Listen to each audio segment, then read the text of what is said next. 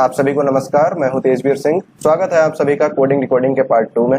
इस पार्ट में हम लोग कोडिंग डिकोडिंग के कुछ अच्छे क्वेश्चंस को प्रैक्टिस करते हैं and these questions I have taken from SSC and bank exams previous year question paper. तो चलिए प्रैक्टिस करते हैं कोडिंग डिकोडिंग के कुछ अच्छे क्वेश्चंस।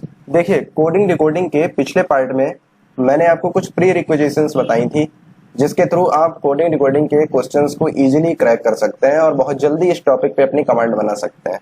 ठीक है, तो अगर आपने अभी तक हमारा पार्ट 1 नहीं देखा है तो आप जाकर पार्ट 1 देख सकते हैं। मैं इस आई बटन पे उसका लिंक दे रहा हूं और आप इस आई बटन पे क्लिक करके हमारा कोडिंग डिकोडिंग का पार्ट 1 देख सकते हैं।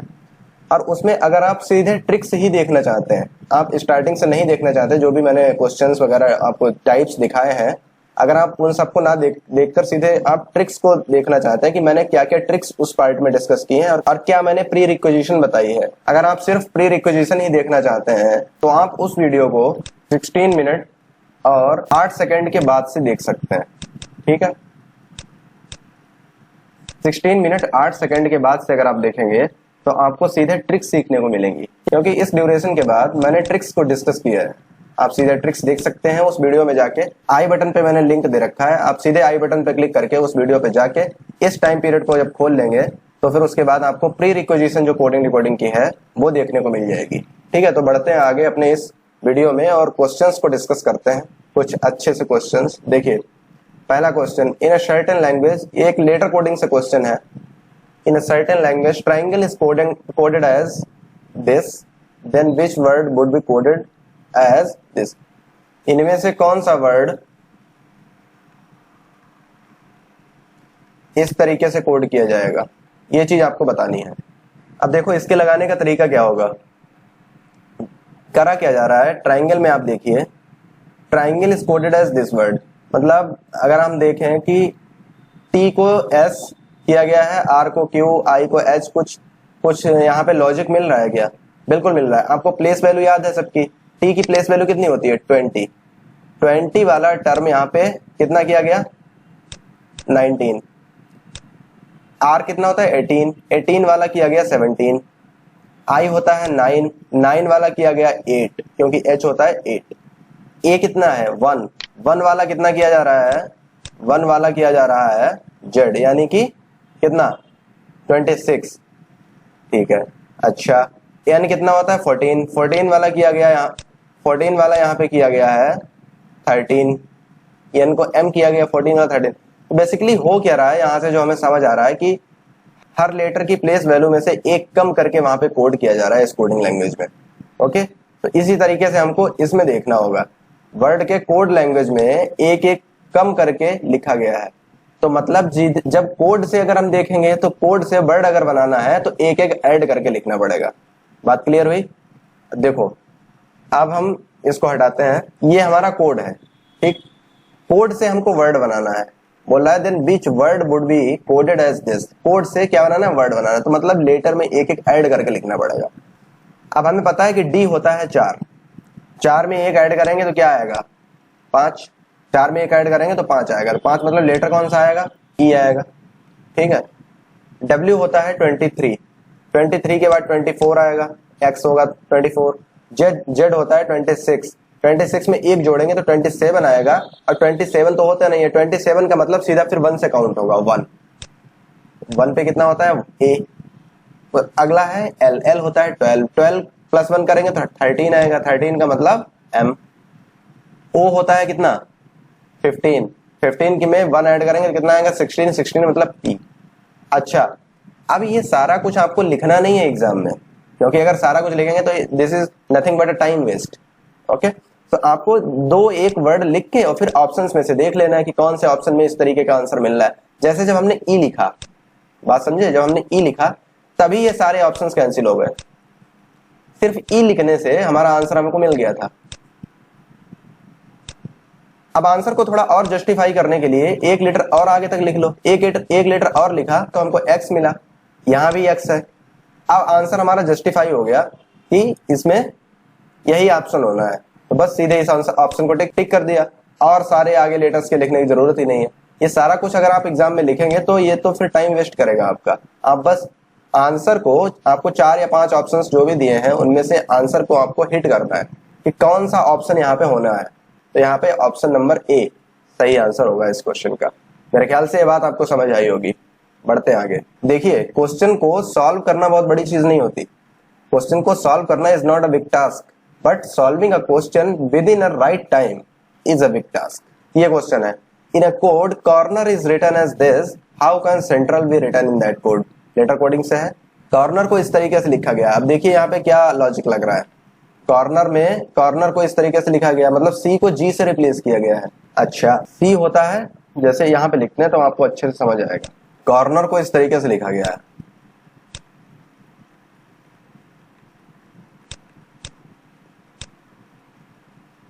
कॉर्नर को लिखा गया है GSBRIV।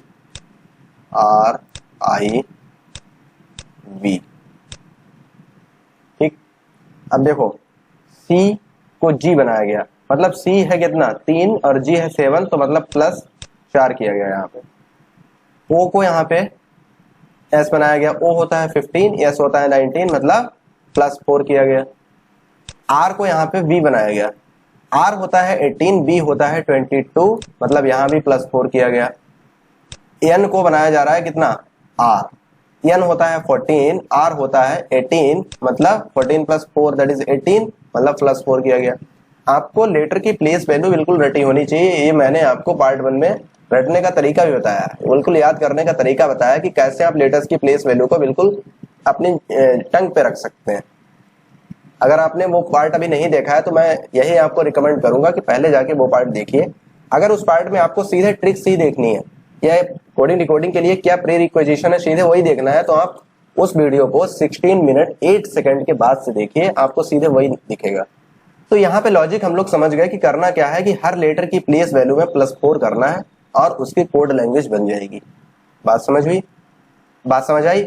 अब देखिए, तो लिखे बोला है कि how can central be written as. Central क्या करना है, बस यही सेम काम करना है कि हर लेटर की प्लेस वैल्यू में 4 ऐड करना है। अब सी में 4 ऐड करेंगे तो जी आएगा, ई में 4 ऐड करेंगे तो 9 यानी कि आई आएगा। अब जी आई वाला ऑप्शन देखना है, मतलब ये भी कैंसिल, ये भी कैंसिल। अच्छा, अब नन ऑफ दी एबव या नन ऑफ दीज अगर ऑप्शंस में होता है तो थोड़ा दिक्कत की बात है, क्योंकि यहाँ पे 2 लेटर के बाद आप सीधा ऑप्शन ये टिक नहीं कर सकते। हो सकता है आगे कोई लेटर गड़बड़ दे दिया गया हो और आंसर हमारा नन ऑफ दीज हो, तो इसमें फटाफट लिखना पड़ेगा आपको अपनी एक्यूरेसी के लिए। अच्छा, 14 में 4 जोड़ेंगे तो R आएगा, T में 4 जोड़ेंगे मतलब 20 में 4 जोड़ेंगे 24 यानी कि X आएगा, 18 में 4 जोड़ेंगे तो 22 यानी कि V आएगा, A में 4 जोड़ेंगे 5 यानी कि E आएगा। अच्छा, 12 5 17 यानी कि Q आएगा। इस तरीके से आंसर होना चाहिए। GIRXBEP, GIRXBEQ है। 1 4 5 और 12 4 16, सॉरी P ही आएगा यहाँ पे, क्योंकि 12 + 4 16 हुआ ना, 16 का होता है P, L का होता है 12, तो बस यही वाला आंसर हमारा हो जाएगा। ये सारे हो जाएंगे गलत, ये आंसर हमारा सही हो जाएगा। इस तरीके से करना है आपको, बस लॉजिक पहचानना है कि लॉजिक क्या है इसके पीछे। बढ़ते हैं आगे। इस क्वेश्चन को देखिए, if be quick is coded as this, then the code of the last letter of the third word in the sentence this। बोल रहा है बी क्विक को इस तरीके से लिखा गया है। आप देखिए इधर मैं आपको बताता हूं, बी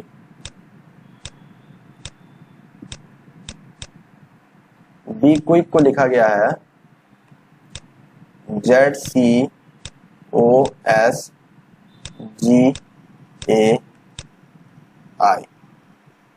मतलब क्या है कि बी को जेड से लिखा गया, ठीक, ई को रिप्लेस किया गया सी से।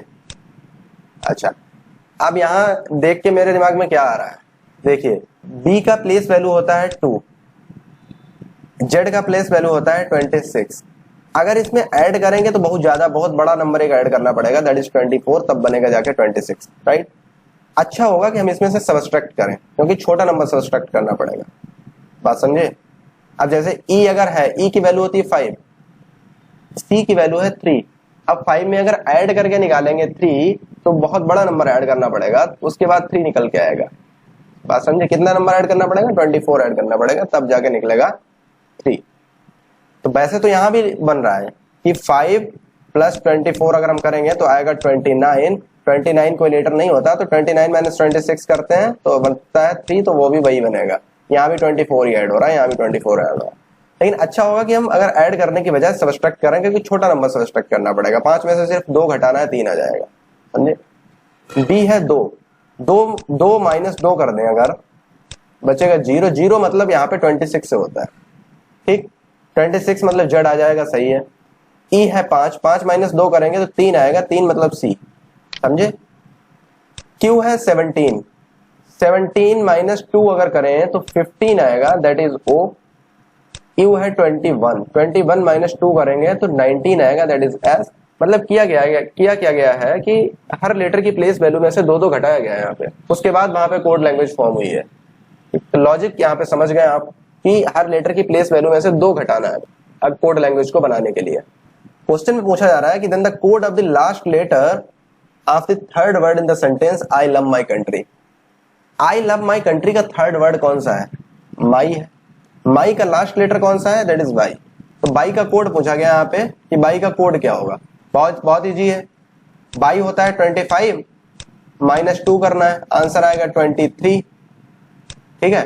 तो 23 कितना होता है? 23 डब्ल्यू होता है, ये डब्ल्यू आंसर हो जाएगा, ये सारे गलत हो जाएंगे। बात समझे आप? इस तरीके से करना है, लॉजिक पहचानना है। बढ़ते हैं आगे, इस क्वेश्चन को सॉल्व करते हैं। ये चाइनीज कोडिंग का क्वेश्चन है, बहुत इस तरीके की कोडिंग बहुत ज्यादा पूछी जाती है एग्जाम में। देखो, इन द गिवन कोड लैंग्वेज, अगर आप इस क्वेश्चन को खुद से ट्राई करना चाहते हैं तो वीडियो को यहीं पे पॉज कीजिए, खुद से ट्राई कीजिए, उसके बाद मेरी अप्रोच देखिए कि क्या अप्रोच लगानी होती है बेसिकली एग्जाम में जल्दी करने के लिए। क्वेश्चन को ही सॉल्व नहीं करना है, क्वेश्चन को जल्दी सॉल्व करना है, वो एक टास्क है। In the given code language some statements are coded as follows. Travel from the rural India is coded as टा हा मा फा ना, इस तरीके से। और फ्रॉम चेंज द कंट्री, मतलब क्या है कि मैं आपको बताता हूं कि इस तरीके के क्वेश्चन को आपको पढ़ना भी नहीं होता है, सही है। एग्जाम में क्वेश्चन को पढ़ना नहीं है। अगर आप क्वेश्चन पढ़ेंगे तो क्वेश्चन को पढ़ने में ही 15-20 सेकंड निकल जाएंगे, और 15-20 सेकंड एग्जाम के लिए बहुत एक इंपॉर्टेंट टाइम होता है। तो ये चाइनीज कोडिंग के क्वेश्चन को आपको पढ़ना नहीं होता है। क्वेश्चन इन द सेंस, ये जो डायरेक्शन आपको दे रखी होती है, इस डायरेक्शन को नहीं पढ़ना होता है, ठीक। सीधे आपको क्वेश्चन पढ़ना होता है। यहाँ पे पूछा जा रहा है कि which of the following is code for connects. Connects का कोड फाइंड आउट करना है कि कनेक्ट्स का कोड कौन सा होगा। आप देखिए फटाफट, इसमें कनेक्ट्स कहाँ पे है? ट्रैवल फ्रॉम रूरल इंडिया नहीं है, फ्रॉम चेंज द कंट्री नहीं है, कंट्री चेंज ट्रैवल रूरल नहीं है, एरिया कनेक्ट्स, यहाँ पे कनेक्ट्स है, ठीक है। अच्छा, कनेक्ट्स लास्ट वाली में आ रहा है। अब ऐसा कौन सा, अब यहाँ पे फटाफट कोड देखो कि ऐसा कौन सा कोड है जो लास्ट के अलावा और किसी में नहीं आ रहा है। लास्ट के अलावा और किसी में वो कोड ना आ रहा हो, ऐसा कौन सा कोड है? फटाफट वो कोड देखो, क्योंकि कनेक्ट एक ही जगह आ रहा है, तो उसका जो कोड होगा वो भी एक ही जगह होगा और इसी लाइन में होगा, वो और कहीं भी नहीं मिलेगा आपको। बात को समझना, ठीक है। तो ऐसा कौन सा कोड है जो और कहीं नहीं मिल रहा है? जैसे ना यहां भी मिल रहा है, तो मतलब कनेक्ट्स का कोड ना नहीं हो सकता। रा यहां भी मिल रहा है, ठीक है, इस लाइन में भी रा है, तो कनेक्ट्स का कोड रा भी नहीं हो सकता। अब तो कनेक्ट्स का कोड ना भी नहीं हो सकता, रा भी नहीं हो सकता, तो ला होगा। जस्टिफाई करना है तो देख लो, ला ऊपर कहीं नहीं है, ओके। तो कनेक्ट का कोड क्या हो जाएगा? ला। ऐसे करना होता है इस क्वेश्चन को। देखिए कितना जल्दी हो गया। अगर आप क्वेश्चन पढ़ेंगे तो क्वेश्चन नहीं पढ़ना होता है इसमें, सीधे आप स्टेट डायरेक्शन नहीं पढ़नी होती है, सीधे आप क्वेश्चन पे आइए। बढ़ते हैं अगले क्वेश्चन की तरफ। बोला है विच of the following is code for change from area. Change from area का कोड क्या होगा? देखो चेंज फ्रॉम एरिया, चेंज कहां पे आ रहा है? चेंज इसमें आ रहा है, इसमें आ रहा है, इन दो लाइनों में चेंज आ रहा है, एक ये आ रहा है, एक ये आ रहा है। देखो कि इन दोनों में कौन सा कोड कॉमन है, और चेंज कहीं आ रहा और चेंज नहीं आ रहा। अब देखो इन दोनों में कौन सा कोड कॉमन है और वो कोड इस लाइन में और इस लाइन में नहीं है। That is the important thing. GA की बात अगर की जाए तो जीए यहां नहीं है, यहां नहीं है, जीए कॉमन है और वो यहां नहीं है। क्या और कोई कोड है जो कॉमन है और जो यहां वहां नहीं है? आरे कॉमन है, लेकिन आरे यहां भी है। टीए इसमें नहीं है, एफए इसमें नहीं है। मतलब जीए जो है इन दोनों लाइन में है और इसमें नहीं है, और चेंज भी वही सेम केस फॉलो कर रहा है। तो मतलब चेंज का कोड क्या हो जाएगा? चेंज का कोड हो जाएगा GA, right. Change from area, from का कोड, फ्रॉम देखो कहां कहां है? ट्रेवल फ्रॉम, यस फ्रॉम, और कहां फ्रॉम है? और इसमें फ्रॉम नहीं है। इन दोनों में देखो कौन सा कॉमन है और इसमें ना हो, तो मेरे हिसाब से इसमें बनेगा जाके, अगर एफ ए की बात की जाए, एफ ए और इसमें भी एफ ए नहीं है, इसमें भी एफ ए नहीं है, ठीक। जस्टिफिकेशन के लिए और देख लो, टी ए इसमें है और टी ए भी इन दोनों में नहीं है, मतलब एफ ए भी हो सकता है, टी ए भी हो सकता है। अच्छा एच ए इसमें ही नहीं है, एम ए भी इसमें नहीं है, एन ए भी इसमें नहीं है, ठीक है। तो दो कोड हमको मिले कि अभी कंफर्म नहीं हुआ कि फ्रॉम का कोड क्या होगा।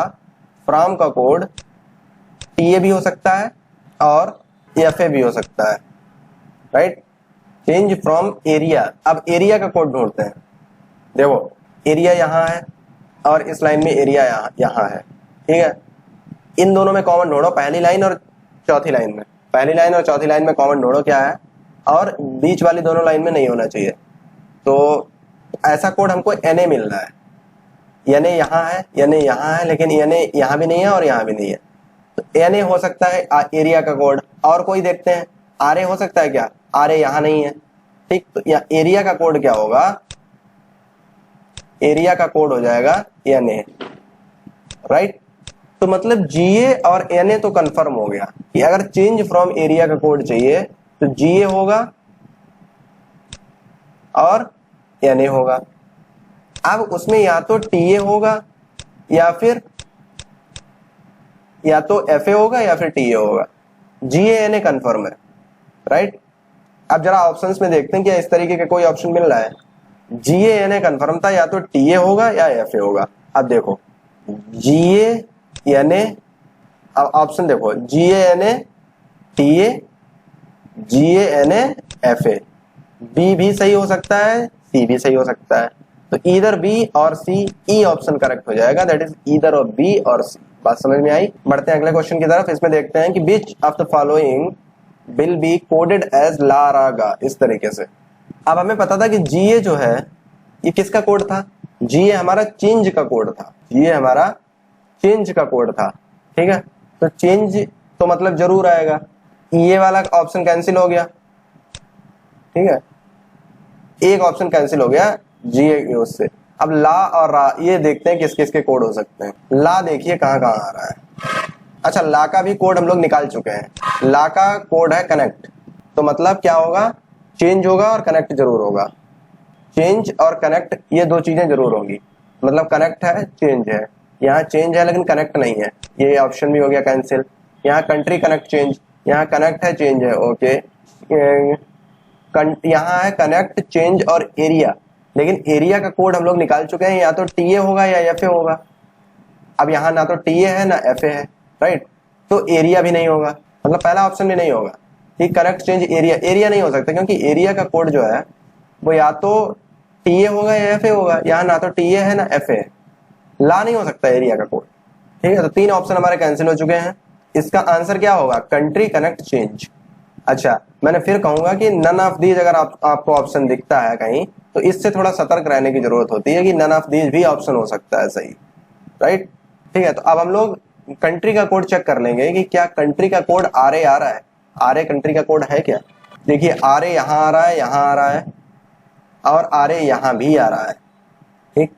तो देखो क्या कंट्री इन तीनों में आ रहा है, कंट्री यहाँ भी आ रहा है, कंट्री यहाँ भी आ रहा है और कंट्री यहाँ भी आ रहा है। इन तीनों में कंट्री आ रहा है, इन तीनों में आर ए भी आ रहा है, मतलब कंट्री का कोड क्या हो जाएगा, आर ए। तो मतलब डी ऑप्शन यहाँ पे सही आंसर हो जाएगा, मतलब डी आंसर यहाँ पे सही आंसर हो जाएगा। बढ़ते हैं आगे। Question number 4, which of the following can be code for rural connect country.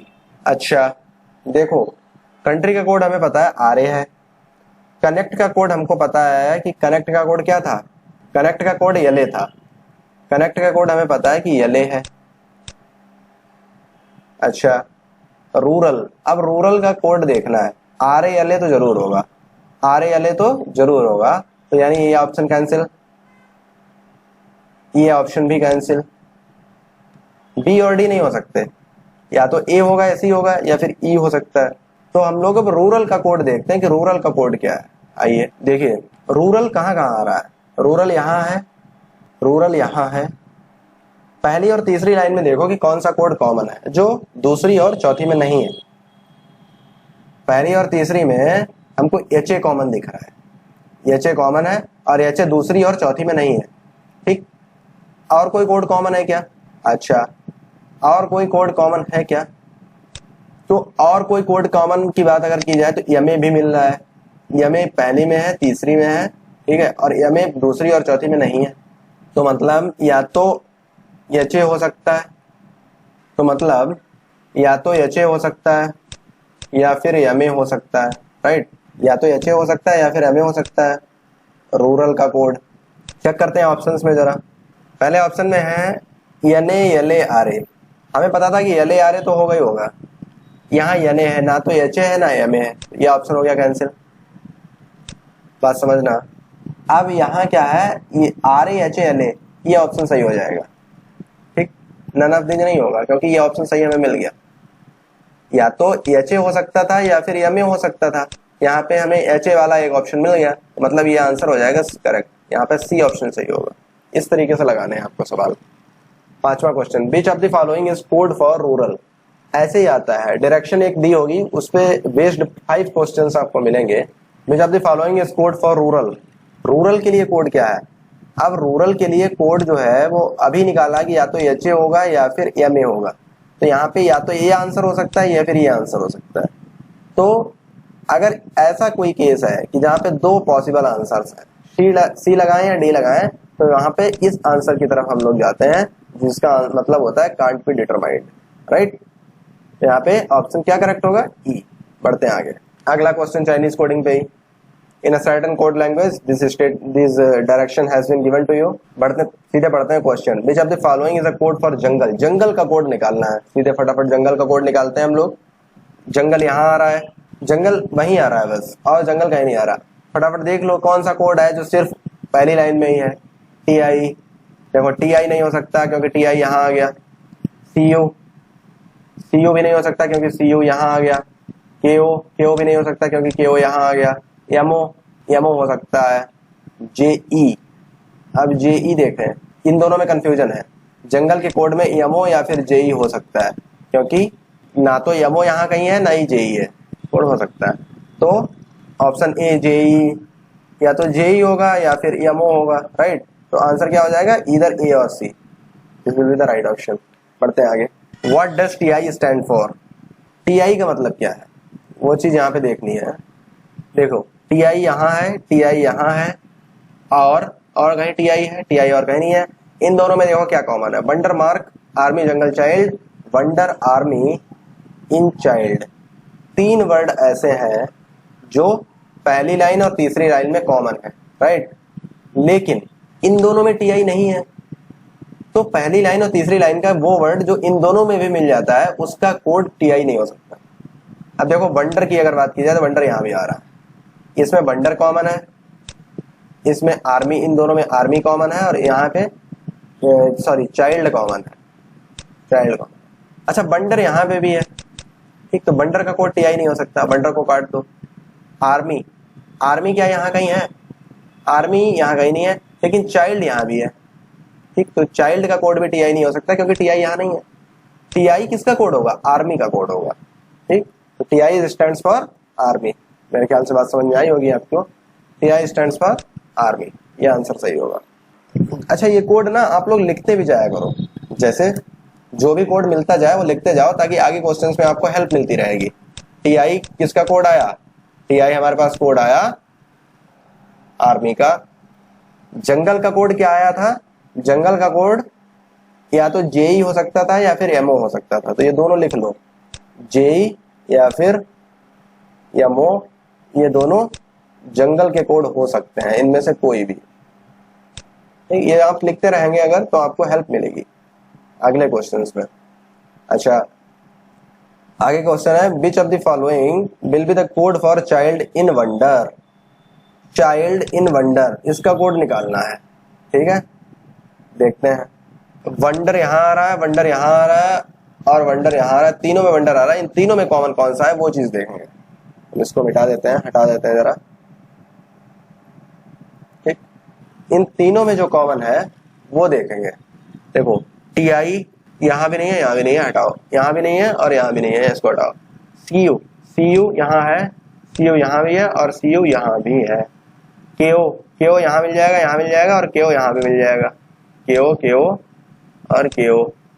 अच्छा MO यहाँ नहीं है, JE सब में नहीं है, तो मतलब CU या फिर KO हो सकता है वंडर का कोड। अबे रुको, हो सकता है वंडर का कोड।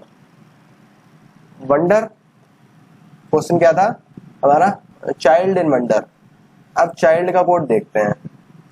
चाइल्ड कहाँ कहाँ है, चाइल्ड यहाँ मिलेगा, चाइल्ड यहाँ है, चाइल्ड यहाँ है, चाइल्ड यहाँ है, चाइल्ड चारों में है। चारों में कॉमन कौन सा है, इन चारों में जो कॉमन होगा वो चाइल्ड का कोड होगा। TI की अगर बात करें नहीं है, CU की बात करें तो CU हमारा चारों में है, राइट। KO हमारा चारों में नहीं है, MO नहीं है, सब नहीं है, मतलब CU जो कोड हो गया वो चाइल्ड का हो गया। किसका हो गया, चाइल्ड का। अब जब CU चाइल्ड का हो गया तो KO हमारा वंडर का हो जाएगा। KO किसका हो जाएगा, वंडर का हो जाएगा, राइट। अब इनका कोड देख लेते हैं। वैसे यहां से हम लोग ऑप्शन चेक कर सकते हैं, लेकिन इनका कोड देखते हैं। इन कहाँ है, इन हमारा सिर्फ थर्ड लाइन में है।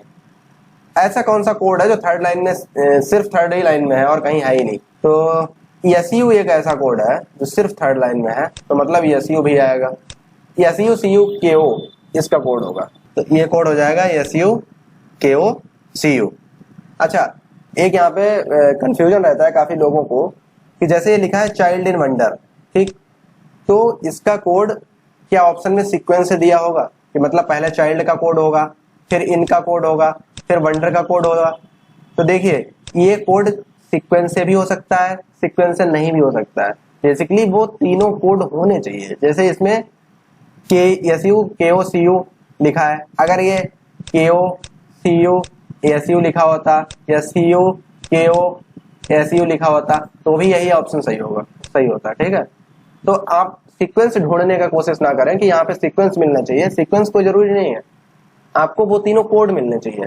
तो ये तीनों कोड यहाँ पे मिलना है, तो ये ऑप्शन यहाँ पे सही हो जाएगा। बढ़ते हैं आगे। विच of the following may be the possible code for wonder should army in child. देखो इनका कोड SU था, चाइल्ड का कोड क्या आया था, चाइल्ड का कोड हमारा आया था CU, ठीक है।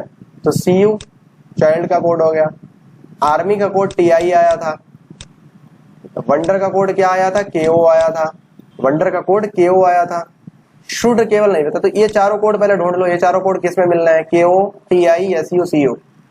CU TI KO SU पहले में मिल रहे हैं, यहाँ CU नहीं मिल रहा है, यहाँ KO नहीं मिल रहा है, यहाँ SU नहीं मिल रहा है। नन ऑफ दीज भी आंसर हो सकता है, लेकिन जब यहाँ पे चारों मिल रहे हैं तो यही आंसर होगा, ठीक। ये आंसर यहाँ पे सही होगा। 34 का A, ढूंढने की जरूरत ही नहीं है शुड का कोड क्या है। अगला क्वेश्चन है विच of the following is the code for Dehradun. Dehradun का कोड निकालना है। आ जाओ फटाफट देहरादून का कोड निकालते हैं। देहरादून कहाँ कहाँ है, देखो फटाफट देखो देहरादून कहाँ कहाँ है। देहरादून यहाँ है, देहरादून यहाँ है, और देहरादून कहीं है नहीं। इन दोनों को में कॉमन कोड देख लो कौन सा है जो इन दोनों में नहीं है। DE नहीं, DE और यहाँ D है क्या, नहीं है, यहाँ भी D नहीं है, तो देहरादून का कोड क्या हो जाएगा, D हो जाएगा।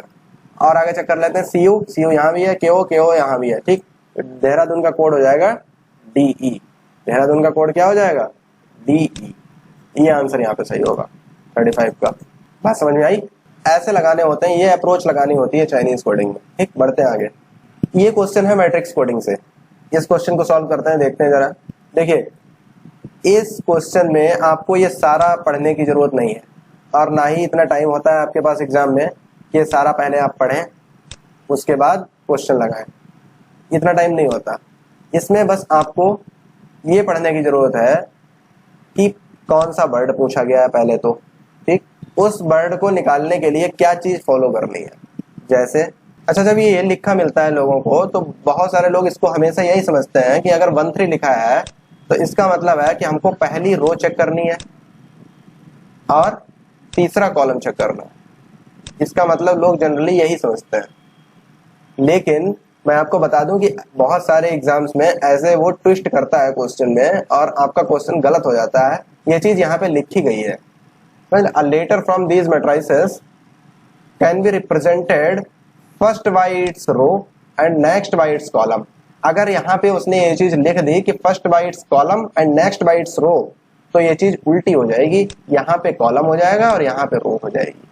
तो आपको ये चीज पढ़ लेनी है कि क्या लिखा है, first by its row and next by its column. अगर ये लिखा है तो आपको यही चीज है, पहला रो होगा तीसरा कॉलम होगा। अगर इसने यहाँ पे लिख दिया कि first by its column and next by its row, तो इसका मतलब हो जाएगा कि पहला कॉलम तीसरा रो। ऐसे बहुत सारे सवाल कई एग्जाम्स में गलत हो जाते हैं, तो आप लोग इसको बहुत ध्यान से पहले पढ़िए कि क्या लिखा है, उसके बाद में देखिए कि वर्ड कौन सा पूछा जा रहा है, फिर उसी वर्ड को बस निकाल लेना है। यहाँ पे पूछा जा रहा है पावर, ठीक, लास्ट लेटर है आर। अब लास्ट लेटर फटाफट चेक कर लो कि किस ऑप्शन में मिल रहा है। तीसरी रो दूसरा कॉलम में देखोगे आर मिल रहा है, तीसरी रो दूसरा कॉलम आर मिल रहा है, यह ऑप्शन हो सकता है। चौथी रो जीरो कॉलम में देखोगे आर मिल रहा है, चौथी रो जीरो कॉलम में भी आर मिल रहा है। पहली रो जीरो कॉलम में आर नहीं मिल रहा है, यह आंसर नहीं होगा। दूसरी रो चौथी कॉलम में भी आर मिल रहा है। ई के लिए चेक करते हैं, नौवीं रो नौवा कॉलम ई मिल रहा है, सही है, ये आंसर हो सकता है। पांचवी रो पांचवा कॉलम वो भी ई मिल रहा है। सातवीं रो पांचवा कॉलम उसमें नहीं मिल रहा, मतलब ये नहीं हो सकता। अब इन दोनों को चेक करना है। डब्ल्यू के लिए देखो, डब्ल्यू हमारा क्या, पांचवी रो छठे कॉलम में डब्ल्यू मिल रहा है, पांचवी रो छठा कॉलम डब्ल्यू मिल रहा है। यहाँ देखो सातवीं रो छठा कॉलम में डब्ल्यू नहीं मिल रहा है, सातवीं रो और छठा कॉलम एन मिल रहा है, डब्ल्यू नहीं मिल रहा है, सही है। तो ये आंसर नहीं हो सकता, ये वाला आंसर यहाँ पे सही हो जाएगा। बात को समझे आप? इस तरीके से लगाने होते हैं मैट्रिक्स कोडिंग के क्वेश्चन, और ये जनरली क्वेश्चन 10 से 12 सेकंड में हो जाते हैं, सही है। और कई बार तो कम में भी हो जाते हैं। कई बार ऑप्शन इस तरीके से फ्रेम किए जाते हैं कि ये क्वेश्चन बहुत ही जल्दी 5 से 6 सेकंड में हो जाता है। लेकिन फिर भी अगर इस तरीके का क्वेश्चन आया है, जो ये क्वेश्चन आया था, यहाँ पे पहली पॉसिबिलिटी में 3 ऑप्शन करेक्ट मिल रहे थे, तो भी ये क्वेश्चन 10 से 12 सेकंड में आराम से हो जाता है। और ये क्वेश्चन आते भी हैं एग्जाम में, ये हम लोग के लिए एडवांटेज वाली बात है, ठीक है। तो दोस्तों उम्मीद करते हैं कि आज का ये वीडियो आपको पसंद आया होगा। ये कोडिंग डिकोडिंग का क्वेश्चंस प्रैक्टिस का सेशन आपको पसंद आया होगा। यहाँ से एक बहुत ही अच्छी अप्रोच आपको मिली होगी, जो अप्रोच आप एग्जाम में यूटिलाइज करके बहुत ही जल्दी क्वेश्चंस को क्रैक कर सकते हैं। कोडिंग डिकोडिंग का जो अगला पार्ट आएगा, उसमें मैं लेटेस्ट पैटर्न कोडिंग डिकोडिंग को लूंगा। जो लेटेस्ट पैटर्न कोडिंग डिकोडिंग पूछी जाती है, ठीक है, मेंस एग्जाम में बेसिकली ये इसके क्वेश्चंस ज्यादा आते हैं, तो इस लेटेस्ट पैटर्न पे मैं आपको बहुत सारे क्वेश्चंस कराऊंगा अगले पार्ट में। उसके बाद मैं आपको जम्बल्ड कोडिंग भी कराऊंगा अगले पार्ट में, जम्बल्ड कोडिंग करेंगे हम लोग। उसके बाद हम लोग कुछ क्वेश्चन सब्स्टिट्यूशन कोडिंग के भी करेंगे।